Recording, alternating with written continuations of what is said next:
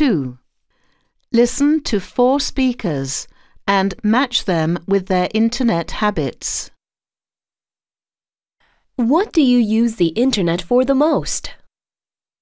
I have a blog, and I share my videos. I prefer doing online shopping. I search for my homework or projects. I watch films and music videos.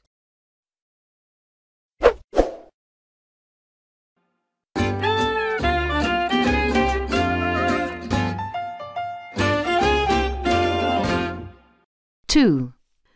Listen to 4 speakers and match them with their internet habits.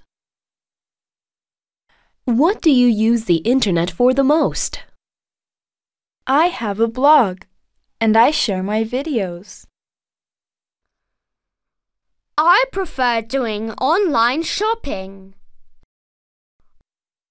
I search for my homework or projects.